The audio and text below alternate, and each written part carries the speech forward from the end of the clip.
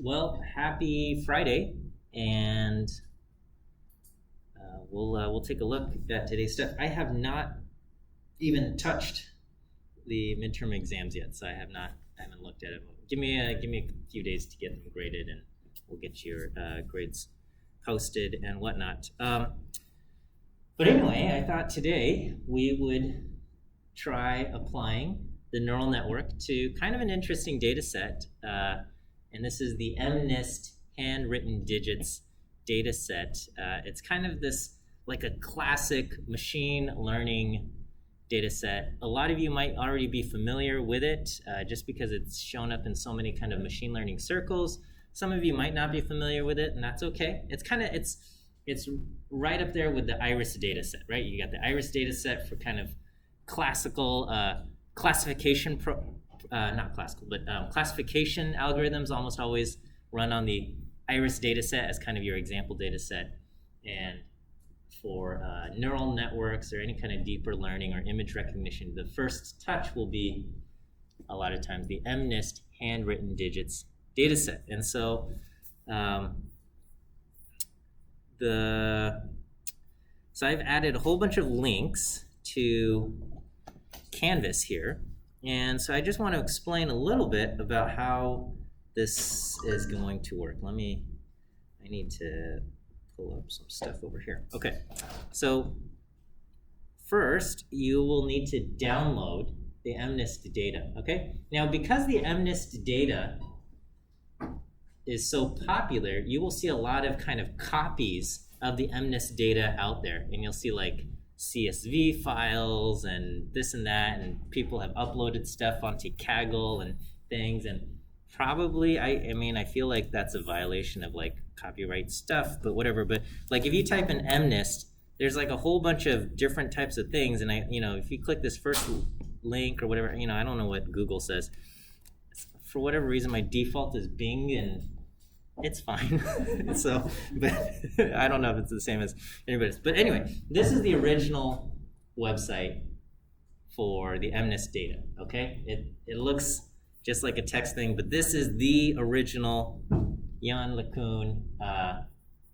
This is the place. And there are 4 files that you will need to download, okay? And so what you want to do is somewhere on your computer, create a folder called Mnist, and download these 4 files into there, okay? There's train images, ubyte.gz, train labels, ubyte.gz, T10K, that's the test set images and the test set labels. There's 4 files. You're gonna download them. And so I've downloaded them into Mnist here, okay? And so these are the 4, you can see the 4, maybe if I sort these are my 4 GZ files. GZ is basically like to zip a file, okay? It compresses the file into something. Now, and then what you need to do is you need to unzip the files, okay? On Mac, you just type in gunzip. So, using your command line, navigate to your folder, and you'll just type in gunzip, whatever the file name is, gunzip train-labels-idx1-ubyte.gz, and you hit enter, and it will unzip the file. That you just do that from the command line. On Windows, you'll probably need to download like a program. 7-zip is I think it's a pretty good zip program. So you can download 7-zip, and then you can unzip. So this is Windows 11. You go to show more options. Where is it? Oh, I guess you just do open with, and you would do the 7-zip file manager. And if it doesn't show up there, look for another app on the PC, and then you go to 7-zip and the 7-zip file manager. Okay. And then so anyway, the .gz. So actually, if I double click this, it opens the 7-zip file manager, and you can click extract. All right, so that's what you would do on a Windows machine. On Mac, you would just use the command line and type in gunzip.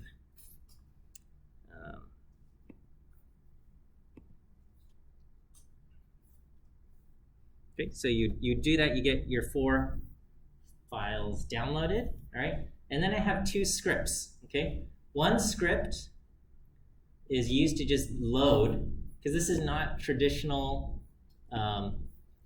this is not like an R data file. So to get it loaded into R, there's a script that will read this ubyte file, idx1 ubyte file. And so, that will get right in. So let me go ahead and start up R. So you'll download this script, and you'll load it up.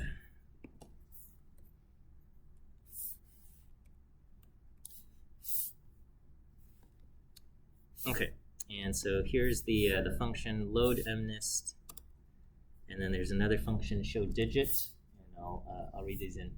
And so, you know, on my thing, it's stored in a folder mnist/this. You might need to adjust the file path relative to your load data thing. If you have it if you download this R script inside the Mnist folder, then you obviously won't put any Mnist path into the file name because it's all relative file locations. So anyway, I load up these functions, and then you would call load_mnist the function, and it will load the data. It takes a minute, but then you'll see it loaded into the environment, and so now I have train and test showing up in the environment. Okay, let me go ahead and load up this neural network script here. Okay, so the way this works, all right, is inside the train data set. Let me just show you. Let's do structure of train, okay? And it says list of 3. Are you guys able to see this on the screen? Is this too small? Should I make it bigger? Are we okay? Okay, so the first thing, it says n is 60,000, okay, 60,000 values. And then, here, I'll make it a touch bigger. And then X is a big matrix. It's a big matrix, 60,000 rows, 784 columns. And then Y is the labels, and it's a vector, and it's just 60,000 entries, okay? And so the training data consists of 60,000 images. The images are stored in X. X is this matrix, and there's 60,000 rows. Each row is 1 image, and the image contains 784 values. And so let me show a little bit how this kind of works. So this is just, whoops, an old picture I drew. Okay, so each image is this little matrix, 28 by 28, okay? 28 by 28 pixels, a square picture. And each one has a digit, okay? So this data set, I think it was created, I want to say, when was it made?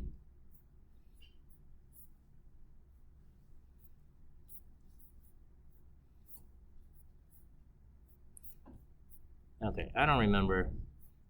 I think in the 90s, okay? So 1998 is kind of when these papers are first being published.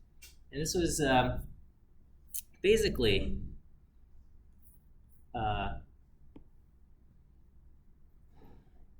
who sends snail mail, right? But if you write a letter, okay, they had these machines, and well, people would have to sort them. They'd look at the zip code, and they'd say, oh, this zip code starts with a 9 and goes to the west coast. This zip code starts with a 0 or 1 and goes to the east coast, and things like that. And you'd look at the zip code, and people would sort this by hand, but they're like, this is too slow. So can we get computers to read these things? And they said, well, we have to be able to train computers to be able to read handwriting. And so some poor person had to scan a whole bunch of letters and zip codes, and using the zip codes that they scanned, they took a little, they cropped them. So this is like the hardest part. is like when you get your data in, you have to like do a lot of cleaning. So somebody did a ton of cleaning, 70,000 images, 60 for the train, 10,000 for the test, scan them, crop them into a square so that the image is, every single one is centered where each kind of numbers fit in there perfectly, right? So that's a lot of work, but they did it. And so now we have this very nice, clean data set, and we can use it to kind of train image recognition. And so anyway, each image is a 28 by 28 thing. So 28 times 28 is 784. That's going to be our input values X, all right? And so here's like a little video that I linked from 3 Blue 1 Brown, our favorite YouTube channel, okay? And this shows a good picture of how we're going to look at this. Now, when I run it, my colors are inverted. So the background is white, the ink shows up in black, and on the video, the background is black and the ink shows up in white. So just be aware of that. But and in what sense are they linked together? Right now, when I say neuron, all I want you to think about is a thing that holds a number, specifically a number between 0 and 1. It's really not more than that. For example, the network starts with a bunch of neurons corresponding to each of the 28 times 28 pixels of the input image. So this is kind of what an image might look like, 28 by 28 pixels in a square. Every single one is, is colored. Which is 784 neurons in total. Each one of these holds a number that represents the grayscale value of the corresponding pixel, ranging from 0 for black pixels up to 1 for white pixels. This number inside the neuron is called its activation. And the image you might have in mind here is that each neuron is lit up when its activation is a high number. So all of these 784 neurons make up the first layer of our network. All right, do you see that little animation here? This is kind of what's happening. So you have 28 by 28, and we're going to just line them up into one row of 784. First layer of our network. Okay, so every row just kind of gets lined up into one long row of 784. Right, and that's what kind of our matrix is. Each row has 784 values. We've got 60,000 rows. Now jumping over to the last layer, this has 10 neurons. Okay, and we're going to set up our neural network kind of like this, but not exactly like this, all right? So this one has 2 hidden layers. We've got the input layer, 784 pixels, and this network has 2 hidden layers and then an output layer. What we're going to have is we're just going to have one hidden layer, okay? And so I think, we got 784 nodes coming in here, and then for me, I've just arbitrarily chose one hidden layer with 30 nodes, okay? And I just have one hidden layer just because we're keeping our network design simple. It still kind of works, okay? It still works, not perfectly, and certainly if you can have deep learning and set up, something in TensorFlow or something and get a lot more accuracy. But even with just a simple structure like this, it works pretty decently, okay? And then we have 10 in the output layer. Okay, now why do we have 10 in the output layer? Well, we'll watch this video, but basically each node in the output layer will correspond to a different category that the digit can be. The digit can be either a 0, a 1, 2, 3, up to a 9. So there's 10 different categories that it can be. Each representing one of the digits. The activation in these neurons, again, some number that's between 0 and 1, represents how much the system thinks that a given image corresponds with a given digit. There's also a couple layers. Okay, so I mean, that's fine, but basically, when we are training our network, we're going to say this image, which represents the number 9, we're going to have basically zeros for 0 through 8, and we want a 1 for 9, because that's what we want the system to output. For this image, we want the system to have a 1 for a 9, zeros for everything else. And then if there's another image, so here's a 7, what we want is we want the 7 to light up to be a 1. And about activations in the next layer. All right, so it's meant to be loose. Okay, so we want a 7 in the output and basically zeros everywhere else. All right, and this is kind of how we're going to do it. Now you might ask, for the for the earlier neural network that we did, we had like test score or something. There was just one thing. And you might say like, well, why don't you just make that last one go from 0 to 9, okay? Why don't we just have the last, just have one node, and the node go from 0 to 9, or if you can only go from 0 to 1, then, fine. Go 0 to 1, or if it's like a, if it's close to a number, it's a 9, or if it's close to this, it's a 0 or something. Why don't we want to just have one node in the output layer that just turns into the number? Why do we have to have 10 that goes 0 through 9? What do you think?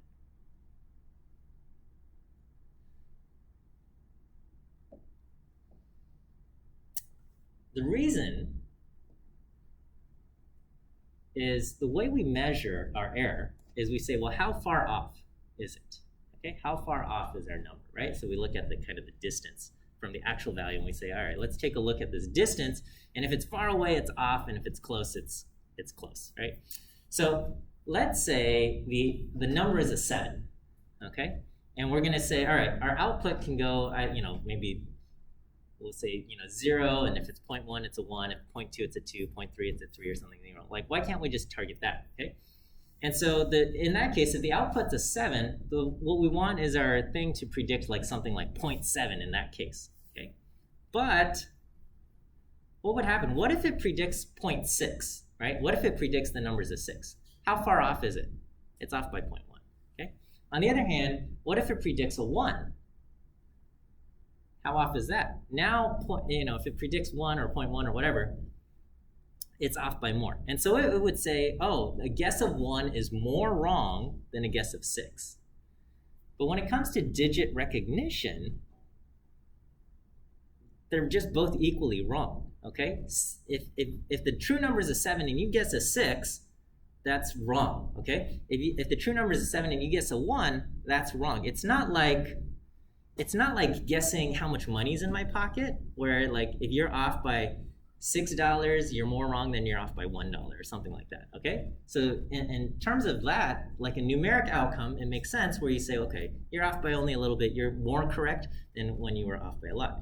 But in terms of digit recognition, it's really a categorical thing. And so if you just guess the wrong category, it's wrong. It's not less wrong, it's just wrong, all right? And so by using one number, we would have kind of like different degrees of wrongness. Whereas by having 10 categories, 0 through 9, basically if you guess the 6 is lit up and the 7 is off, then that's just as wrong as having the 1 lit up and the 7 is off, okay? So does that kind of make sense as far as having the 10 different categories?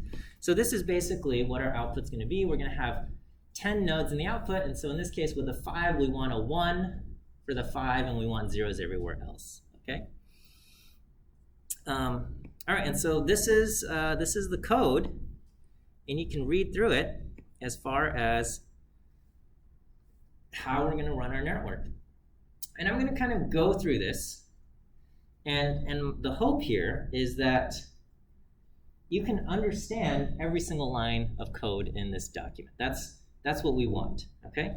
Because what I don't want is I don't want neural networks to feel like this mystery black box, okay? And a lot of times when you use a package like TensorFlow or Keras or something like that, where these are excellent packages that do exactly what we want them to do, however, they do such a good job that it's just kind of like we hand it off to the thing and it gives us our answer and we go, okay, good job, right? But we don't really know what's happening, okay?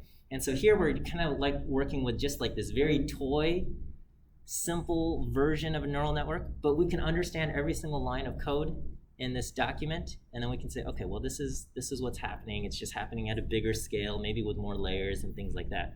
But if we can understand what's happening here, hopefully we have a better understanding of how the neural network works and have some insight into some of these things. Okay, so anyway, we've loaded up the data. Let's just take a look at the very first row. J equals 1. All right, so if we look at this first row, the training label, the label is a 5. So the answer is a 5. Let's take a look at the data. So the data is this big vector of 784 values. And here, all the numbers go from 0 to 255. What we're going to do is we're going to divide everything by 255, so it's on a scale from 0 to 1. But basically, a bunch of zeros, some numbers have 253. I think 255 is the highest or whatever. And that's what we have. And here I can run show digit, and this will actually plot the little the image here. And we can say, okay, well, yep, that looks like a 5, okay? So when we plot the 28 by 28 pixel image, this is what we get, and that's what we have. And so we can kind of look at some other things. So image 2, let's take a look, that's a 0.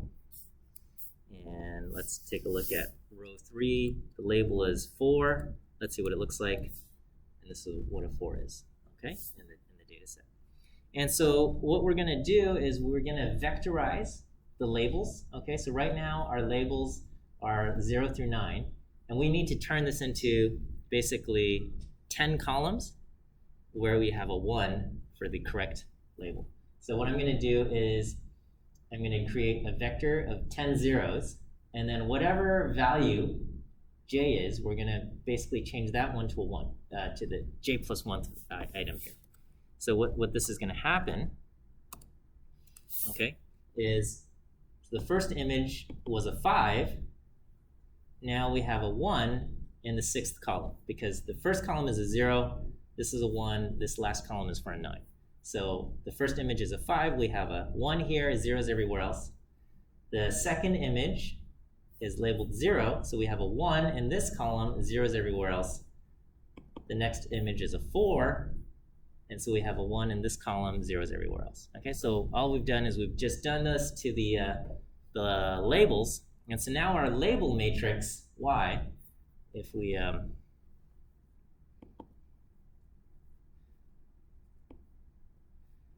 the label matrix Y is 60,000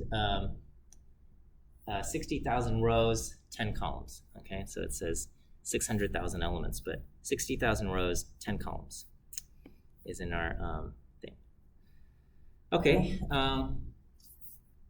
we're using a lot of the same code from earlier on in the week. So I have a function to code up our sigmoid function. We have a function for sigmoid prime, the derivative of the activation function. Our active cost is the difference between the actual value and the predicted values, okay? And so now, it's a little bit strange, but the actual value is now 10 values, and we're gonna have some y hat, which will also be a vector of 10 values, ranging from 0 to 1, maybe a 0.01, 0.2, 0.9, something like that. And we're gonna say, okay, what's the difference between each of these things? We're gonna square those differences and sum them up. So we have the sum of squared errors here. So that's going to be our cost function. Okay, I'm using the same code that I showed you, I think, on Monday, except now I've just changed those variables into, we have 784 values in the input layer, 10 values in the output layer, and 30 values in the hidden layer. And again, this is just an arbitrary choice. You can say, I want 100 values in my hidden layer, or whatever. It doesn't matter. Okay. Here I'm going to set a seed, a random seed. And so now my first weight matrix, I've got 784 by 30 values, right? I've got 784 in the input, going to 30 nodes in the hidden layer. I've got 784 times 30 arrows, or weights. And then the second weight matrix, I've got 30 in the hidden layer, 10 in the output layer, so I've got 3,000 values, or 300 values in the second weight matrix. So W1, I'm going to just generate a whole bunch of values. Rather than just putting ones for everything, I'm just picking a random number, okay, and I'm just offsetting it by subtracting 0.5. And the reason for that is our unif goes from 0 to 1, and so I'm just going to subtract 0.5, and so now the numbers go from negative 0.5 to positive 0.5. Okay, and I'm just going to fill out just some random numbers into the first weight matrix, random numbers into the second weight matrix. Right. Is this okay so far as getting this set up? Okay, and now to train this, I'm going to do something called stochastic gradient descent or stochastic batch gradient descent. So I could do the entire matrix of 60,000 rows, multiply it by the first weight matrix, which is 784 by 30, has a whole bunch of weight values, and then multiply by the second thing. But that's a lot of numbers to compute. And so what we're going to do instead is I'm going to just randomly select a batch of 10 images. So rather than doing all 60,000 in my training data, I'm just going to select 10 at random. And I'm going to say, all right, based on these 10 images, tell me, we're going to do gradient descent, tell me which way is downhill, okay? And so it's not, like if I did all 60,000, remember the gradient kind of points downhill. And again, the way we calculate the gradient is basically each image gets a vote, and we kind of average or add up all of the votes from 60,000, and that like points downhill, okay? So, you know, one image says this way's downhill, and that other image says this way's downhill, another image says this way's downhill. And so we would add all 60,000 and we get one direction downhill, okay? We're gonna just say, well, let's not, I don't wanna have to listen to 60,000 images, votes all at once. Let's just do 10 at a time, and then, you know, this will kind of get us downhill. So that's how it's gonna work. We're gonna just pick 10 at random, find the gradient just using those 10 images. They each get a vote, and then we take a step downhill. And then now I select another 10 images at random, say which way's downhill, and we go, select another 10 images at random, find the way downhill, and we go, okay? And so this code is to kind of facilitate those batches of 10, okay? So I have 60,000 images. What we're gonna do is we're gonna do 6,000 batches of 10. 6,000 batches of 10. So again, our batch size is arbitrary. I've just said 10 at a time, and that's fine. So we're gonna do 6,000 batches of 10, and basically I just shuffled up the 60,000 images, and we're gonna just do like the first 10, the next 10, the next 10, okay? So we'll go ahead and do this. My learning rate, I got just a 1, and so here we're gonna just take kind of the first 10, 1 through 10, and then the next one we're gonna go 11 through 20, and then 21 through 30, and 31 through 40, and so on and so forth. We're gonna keep doing it, okay? So the rows will go from 1 through 10, and then the next time it'll go from 11 through 20, etc. Okay. All right, let me just show you the code, because this is the entirety of training our neural network. This is it, okay? There's no calls to TensorFlow or anything like that. We just say, all right, let's take those 10 rows that I've selected, okay? This is gonna form my training data X. So here I've got 784 values. I've got 10 rows of it. And then to kind of get everything to go from 0 to 1, I'm going to divide everything by 255, because that's the largest possible value in my X matrix. Okay. We have Y is our labels, and we're going to select 10 rows there. Okay. So Y is basically a 10 by 10 matrix. And then we do our forward feed. We take our input X matrix X, multiply it by the current weight matrix 1. Then we apply the sigmoid function to that result. Then we take that result, A2, multiply it by the second weight matrix, and then we apply the sigmoid function to that result to get our predictions Y hat. So right now, Y hat, I've got 10 rows, so I'm going to have 10 predictions, and they're all kind of, each prediction is a vector of 10 values ranging from 0 to 1. Okay? And what we want is we want those predictions to be either close to 0, if it's not that value, and close to 1 if it's predicting that particular value. From there, we calculate our gradients, right? And we did kind of all of the math and the work earlier, I guess last week and on Monday, and we said, okay, well, this is the operation to calculate the gradients. So the gradient of J with respect to W2 is the transpose of the A2 matrix times delta 3, which is Y minus Y hat, element-wise multiplication, this f prime of the Z3 matrix. So that's that. And then we calculate the gradient here, delta 3, matrix multiply, transpose of W2 times sigmoid prime 2, and we do transpose of X. All right, so this was all kind of, we worked this out through our back propagation steps, finding the vector derivatives, and we did all of that. But again, these are all just matrix operations, and I think we at least understand how we got here, right? And then from there, once we have our gradients, now we do gradient descent, which is just take our current values of the weight matrix and take a step downhill. So we're going to just subtract off a scalar multiple of the gradient. And right now our scalar multiple is 1, but we're just going to take a step downhill.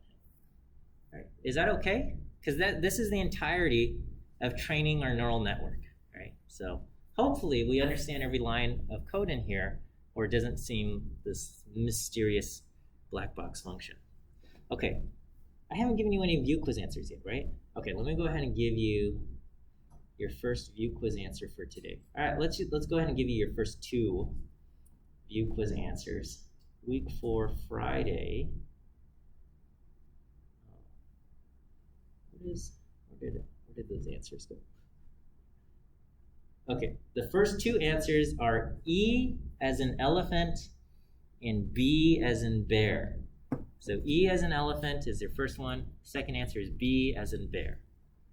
E as in elephant, B as in bear. EB would be first 2. Okay, so I'm going to go ahead and run this, and we're just going to go through one iteration of all 60,000 images, 10 images at a time. So I'm going to do 6,000 batches of 10, and we'll just go through the entire thing.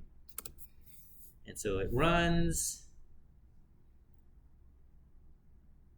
and now it's done. Okay, so it's gone through all 60,000 images, and it has trained our neural network. And again, training is just figuring out what the values should be for our 2 weight matrices, weight matrix 1 and weight matrix 2, where weight matrix 1 has 784 times 30 nodes, or 30 values, and weight matrix 2 has 30 by 10, 300 values. Okay?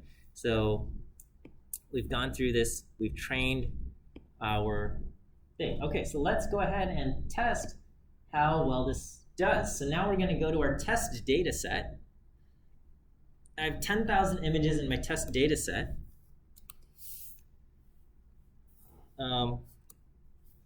And I'm going to just take my test data, xt, multiply it by the current weight matrix that I've just trained. All right, so I've got values in here.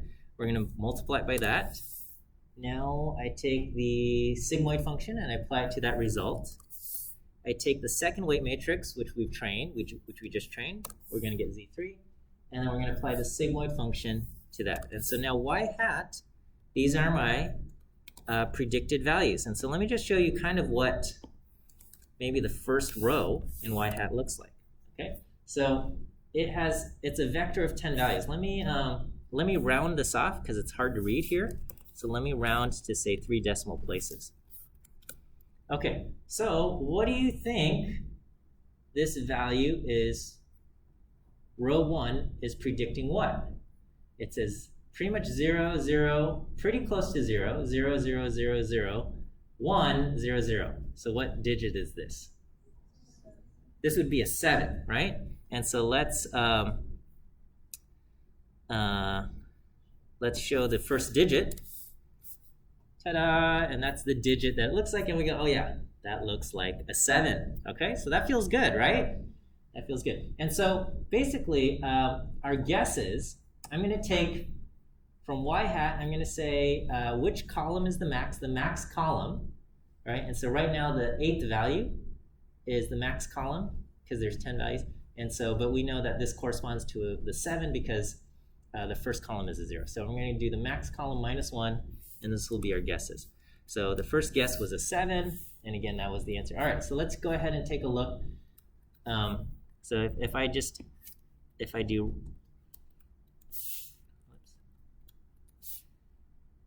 let's take a look at the second column, okay? The second column looks like, or second row looks like this. And again, if I round this to like say 3 decimal places, or let's just do 2 decimal places. Okay, we can see, all right, the highest value right here is 0.89. This corresponds to the number 2. So our second guess is a 2. And we say, okay, well, what does this look like? And it looks like a 2, right? So we're getting, like, it's working, okay? This one we're guessing a 3. All right, the third image, we're guessing a 1. We're guessing a 1 down here, and let's take a look. And indeed, it looks like a 1. Okay, this one we're guessing a 0. Let's take a look at what that looks like. And yeah, this is a 0, okay?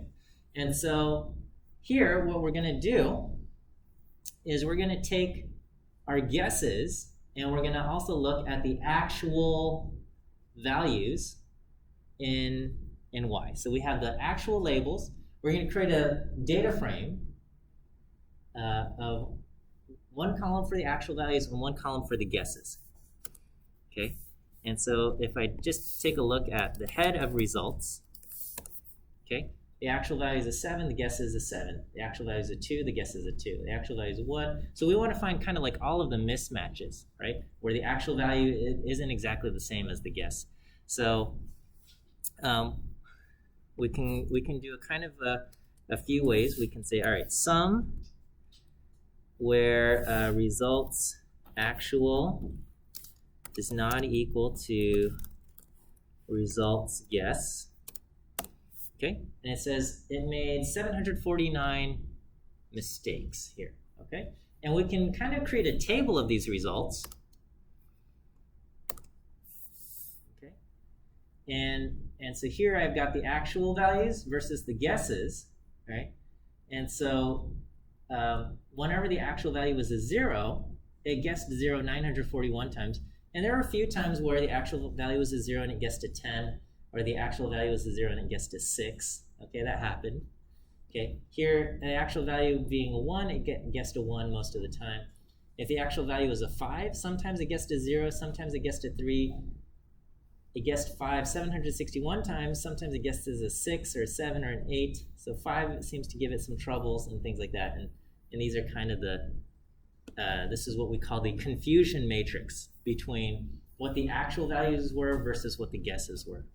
And so it got it correct down the diagonal. So I could say, all right, let's take the sum of the diagonal out of how many images. We had 10,000 images, and we're getting, out of 10,000 images, we got 92.5% of them correct, which I think is pretty decent, okay? It's not great, okay? But for as simple of a matrix or neural network as we have, again, just one hidden layer, 30 values, 30 nodes in that hidden layer, we're pulling off 92.5% accuracy. And again, and we can see, yeah, 749 mistakes out of 10,000 is around a 7.5% error rate.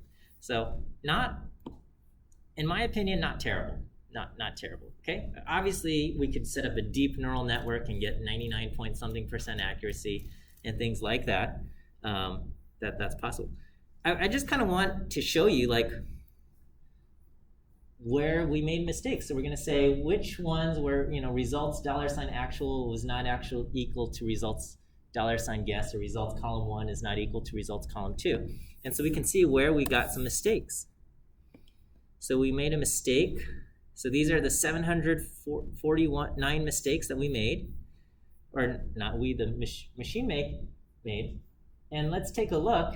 And I think when you look at these, you go, oh, I understand. This person had bad handwriting. so here, image 9, image 16, image 74, image 116. Like, here, let me just copy some of these things. All right, so let's just take a look, all right?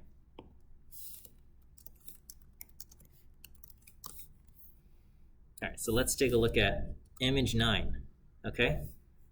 So we guessed a 6, and the real answer was a 5. And we go, yeah, like, I get it, that is a 5, but also, I'm not mad. We're not mad at this, right? We're just disappointed in the person who wrote this number. It's not my fault. Okay, let's take a look at this one. All right, we guessed a 5. What does it look like? Okay, all right. Yeah, you don't really have a good in. Not a great excuse. What did you guess? You guessed a 3. Okay, I can see that. I can see that. He's guessing a 3. What else do we miss up? 74. Let's take a look at that. So, a lot of these things, you look at these images. Okay, we guessed a 9. Okay, yeah, that should have been a 9. All right, you guessed a 7. Okay, all right, I could kind of see that. All right, so again, not great. 4, you guessed a 6. Okay. Again, we're not angry. We're not angry. Okay. All right, so this is a 7. It guessed a 2. Okay. So again, the neural network performance isn't super great, but again, 92.5% accuracy on just one pass of 60,000 images and a very simple setup. We're still getting decent performance here, in my opinion. And my hope, with all of this time that we spent, okay, really as far as the course description, the one thing that we had to talk about was gradient descent.